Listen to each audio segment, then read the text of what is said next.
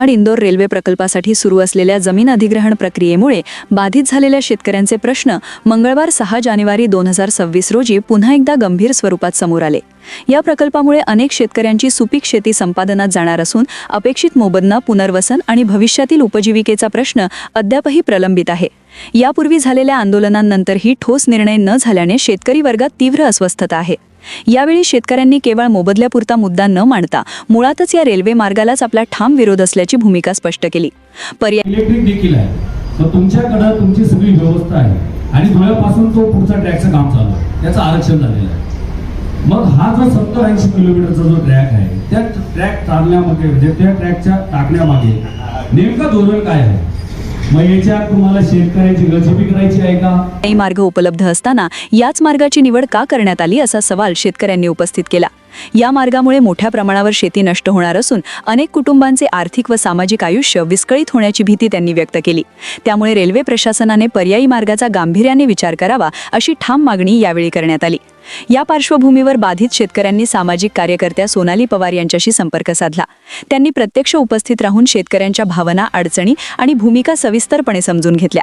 शेतकऱ्यांचा विरोध हा भावनिक नसून तो त्यांच्या जमिनी, उपजीविका आणि भविष्यातील सुरक्षिततेशी थेट संबंधित असल्याचे त्यांनी स्पष्ट केले। पर्यायी मार्ग उपलब्ध असताना सध्याचाच मार्ग का निवडण्यात आला याबाबत प्रशासनाकडून स्पष्ट आणि लेखी भूमिका मागविणे आवश्यक असल्याचे त्यांनी नमूद केले। मार्ग आहे, दुसरी गोष्ट अशी आहे की ते जमीन पण द्यायला तयार नाही, त्यांनी आम्हाला दुसरी जमिनीची व्यवस्था करून द्यावी ही पण मागणी तिथे केली गेली आहे की भाऊ तुम्ही आम्हाला पर्यायी जमीन द्या, तुम्ही आम्हाला मोबदला देऊच नका, तुम्ही आम्हाला पर्यायी जमीनची। जमीन अधिग्रहण करताना स्थानिक शेतकऱ्यांचा विश्वासात न घेणे, पर्यावरणीय व सामाजिक परिणामांचा पुरेसा अभ्यास न करणे आणि पुनर्वसनाबाबत ठोस धोरण नसणे हे गंभीर मुद्दे असल्याचे त्यांनी सांगितले।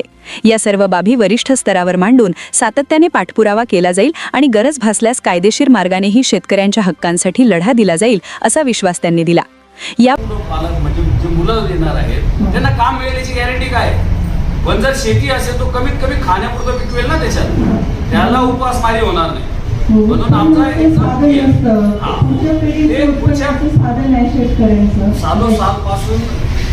बैठकीत शेतकरी संघटनेचे अध्यक्ष सुनील सोनू शिंदे यांच्यासह दिलीप राजाराम प्रकाश, साहेबराव विश्वास प्रकाश, समाधान कारभारी सावंत, नाना पाटील सावंत, देवाजी संतोष अहिरे, विजू हिरामण देवरे, युवराज कदम, राजेंद्र पवार, विशाल देवरे, बाळू सावंत, शरद देसले, आशाबाई जाधव, शांताराम मराठी, गोरख काळे आणि संदीप देसले हे प्रमुख शेतकरी उपस्थित होते।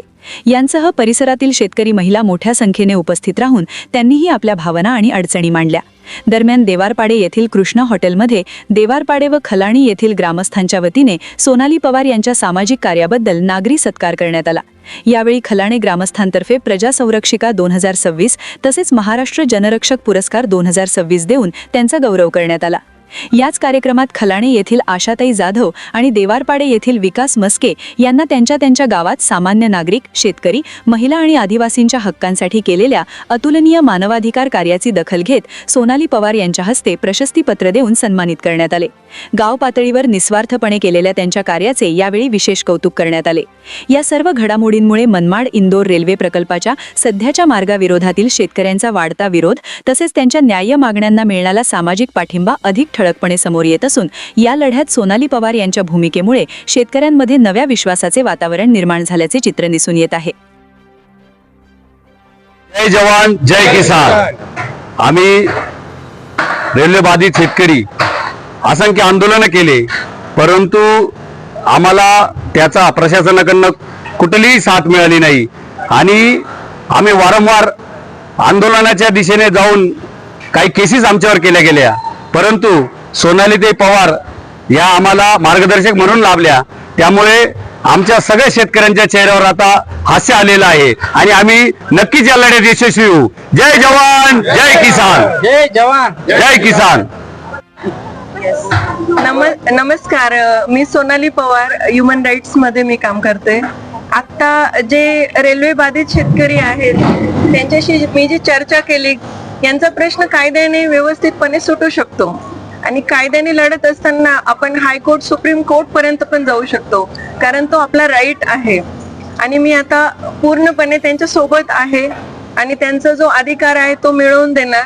आणि आतापर्यंतचं कामाचं त्यांना जो पण काही इश्यूज आले असतील, प्रॉब्लेम्स आले असतील, पण आता केस मध्ये मी यांच्या सोबत आहे आणि नक्कीच मानव अधिकाराचा विजय होईल, त्यांच्या हक्कांचा विजय होईल, त्यांचं म्हणणं पण ऐकलं जाईल आणि आता मानव अधिकार त्यांच्या सोबत आहे. जय जवान